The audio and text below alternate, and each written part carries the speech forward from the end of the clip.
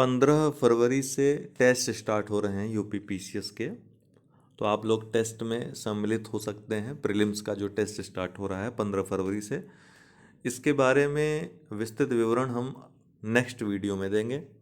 बाकी प्रीलिम्स और मुख्य परीक्षा के कोर्सेज चल रहे हैं, आप जुड़ सकते हैं RO BEO यूपी पीसीएस के। 2 फरवरी और 3 फरवरी, चूँकि कल हमने जनवरी मंथ का वीडियो दिया था, तो 2 फरवरी 3 फरवरी दोनों दिनों के आज के करंट अफेयर्स शामिल रहेंगे। 2 फरवरी को विश्व आर्द्र भूमि दिवस मनाया जाता है।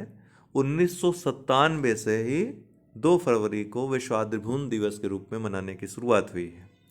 2 फरवरी को क्यों? क्योंकि 2 फरवरी 1971 में ईरान के रामसर शहर में आर्द्र भूमि पर सम्मेलन हुआ था और उसी सम्मेलन में आर्द्र भूमि पर अभिसमय को स्वीकार किया गया था।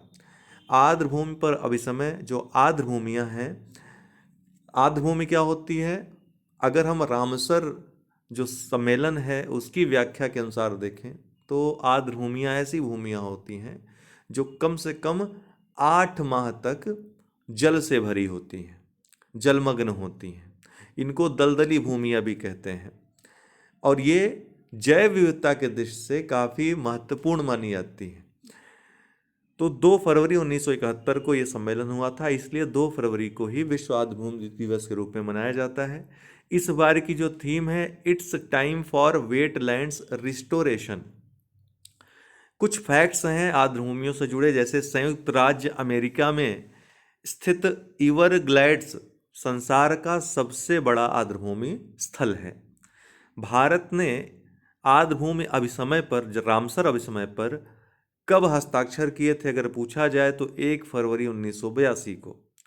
भारत ने 2 फरवरी 2021 को देश के पहले आर्द्र भूमि संरक्षण और प्रबंधन केंद्र की स्थापना भी की है। कहाँ पर की है?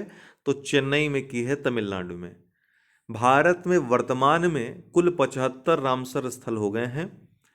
सर्वाधिक रामसर स्थल कहाँ है? 14 तमिलनाडु में।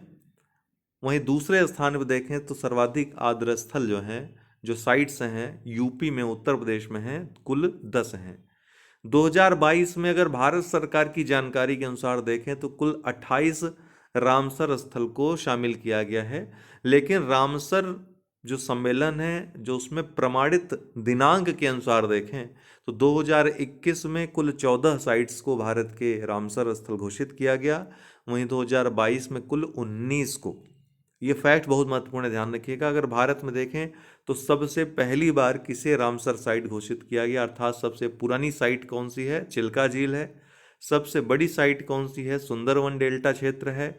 सबसे छोटी साइट कौन है? रेणुका, जो हिमाचल प्रदेश में स्थित है, ये आर्द्र भूमि है सबसे छोटी। पूर्व प्रधानमंत्री डॉक्टर मनमोहन सिंह को यूके में, यूनाइटेड किंगडम में लाइफ टाइम अचीवमेंट अवार्ड से पुरस्कृत किया गया। ठीक है, कहाँ पर? यूनाइटेड किंगडम में। मिस्टी क्या है? Mangrove initiative for shoreline habitats and tangible incomes योजना। मिस्टी योजना को अभी बजट 2023-24 में घोषित किया गया है मैंग्रोव के संवर्धन और संरक्षण के लिए। हालांकि बजट से संबंधित, आर्थिक समीक्षा संबंधित वीडियो हम आपको देंगे। जितनी महत्वपूर्ण बातें होंगी, महत्वपूर्ण उत्पादन के साथ एक साथ आर्थिक वाला वीडियो देंगे, जैसे हर बार देते हैं, इसलिए उसका थोड़ा सा आप इंतजार करिए। इसमें हम जो विभिन्न योजनाएं हैं, वो चाहे सप्तऋषि हो, कुछ भी हो, बजट पूरा का पूरा हम डिस्कस करेंगे अलग से, क्योंकि बहुत महत्वपूर्ण होता है वो। महाराष्ट्र NCC, इसको गणतंत्र दिवस परेड में सर्वश्रेष्ठ परेड के लिए प्रधानमंत्री बैनर दिया गया। तो प्रधानमंत्री बैनर किसने जीता पूछेगा तो महाराष्ट्र NCC विंग ने जीता।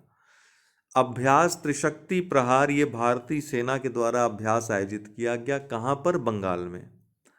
अल मिनहाद शहर, ये कहाँ स्थित है? तो UAE में स्थित है, संयुक्त अरब अमीरात में, दुबई में स्थित है अल मिनहाद शहर। इसका नाम बदल करके हिंद शहर कर दिया गया। तो भारत में ही नहीं नाम बदले जा रहे हैं, आप देखिए UAE में भी नाम बदले जा रहे हैं। ग्राहम रीड भारतीय पुरुष हॉकी कोच हैं ये, थे कह सकते हैं, क्योंकि भारतीय टीम के लचर प्रदर्शन के कारण 9वां स्थान था भारतीय टीम का हॉकी विश्व कप जो हुआ, तो लचर प्रदर्शन के कारण इन्होंने इस्तीफा दे दिया। ऑस्ट्रेलिया के थे ये। सीजियम 137 कैप्सूल, सीजियम 137 कैप्सूल, ये क्या है? कैप्सूल है छोटा सा, और इसमें सीजियम 137 रेडियो एक्टिव एलिमेंट है, ये भरा हुआ था।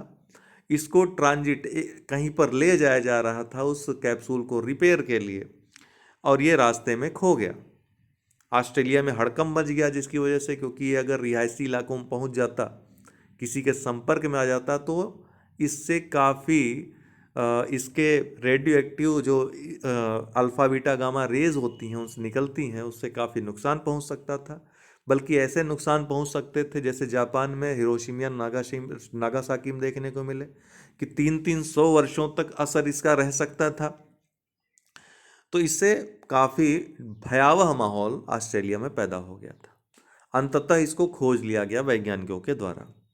सीजियम 137 दोस्तों, जो आपके परमाणु रिएक्टर्स होते हैं उसमें जब ऊर्जा निकल जाती है तो उप पदार्थ के रूप में जो आइसोटोप्स बचते हैं उनमें से एक ये सीजियम 137 होता है। इसका उपयोग चिकित्सा के क्षेत्र में काफ़ी किया जाता है, घुटने के ऑपरेशन में, या फिर कोई बीमारी डिटेक्ट करने में, उसके निवारण में, निदान में इसका उपयोग किया जाता है। तो 1 फरवरी 2023 को अंततः इसको खोज लिया गया। ये जनवरी के आसपास, 16 जनवरी के आसपास ये खोया था। करंट से संबंधित कुछ महत्वपूर्ण नॉलेज है। आप लोग परीक्षा के दिशा, परीक्षा में अब जा रहे हैं, आप समझ लीजिए मई में आपकी परीक्षा है, तो हम ऐसे पॉइंट्स भी डिस्कस कर दिया करेंगे जो अति महत्वपूर्ण हैं। थोड़े से ओल्ड हो गए हैं लेकिन ये गोल्ड हैं।